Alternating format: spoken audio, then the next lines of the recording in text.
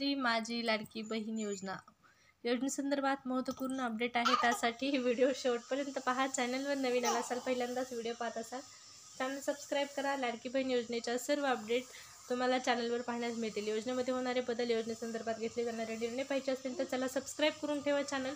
सुरुवात करूया व्हिडिओला. मनापासूनचे ऋण व्यक्त करते की खऱ्या अर्थानं आपल्याला सक्षम करणारी ही मुख्यमंत्री माझी लाडकी बहीण योजना या 3 भावांनी आपल्यासाठी आणली. आणि खऱ्या अर्थानं आपल्या सख्या भावाच्या तोडीने जर आपला कोणी विचार केला असेल तर या आपल्या 3 लाडक्या भावांनी केला. म्हणून मी आपल्या सगळ्या जणींच्या वतीने आज त्यांचे मनापासूनचे ऋण व्यक्त करते. आजचा हा दिवस आमच्या सगळ्यांसाठीच अतिशय आनंदाचा दिवस आहे.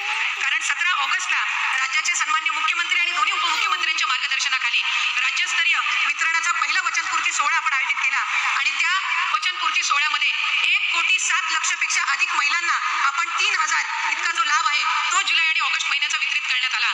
आणि आज 31 ऑगस्ट रोजी 1 ऑगस्ट पासून 24 ऑगस्ट पर्यंत ज्या माझ्या माता भगिनींनी या योजनेअंतर्गत अर्ज केले त्या पात्र अर्जांचे जवळपास 52 लाख भगिनींना आजच्या या सोहळ्याच्या निमित्ताने आपण 3,000 इतकी जो त्यांचा सन्मान निधी आहे हा वितरित करत आहोत.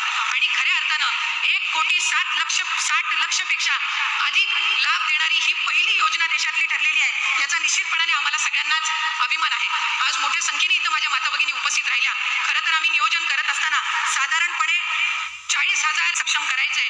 तो 2.5 कोटीचा टप्पा हा लवकरच आपल्या मार्फत त्या ठिकाणी पार केला जाणार आहे. याचा एक विशेष आनंदाचा प्रयत्न करण्यात आलेला आहे. पण आम्ही विभाग म्हणून हा निर्णय घेतलेला आहे की जे काही 50,000 फॉर्म रिजेक्ट झालेले आहेत यांना सुद्धा पुन्हा फॉर्म भरण्याची संधी ही आपण सप्टेंबर महिन्यामध्ये देणार आहोत. त्यामुळे कोणीही या योजनेअंतर्गत लाभापासून वंचित राहणार नाही हा प्रयत्न विभाग म्हणून करत आहोत. त्याचबरोबर माझ्या अंगणवाडी सेविका, माझ्या मदतनीस यांनी जी मेहनत या योजनेमध्ये घेतलेली आहे ती उल्लेखनीय आहे. आणि म्हणूनच नवरात्राच्या पार्श्वभूमीवर जे इन्सेंटिव्ह आपण या योजनेअंतर्गत देत आहोत ते सुद्धा देण्याचं प्रयोजन हे आम्ही नवरात्रीच्या पार्श्वभूमीवर करत आहोत.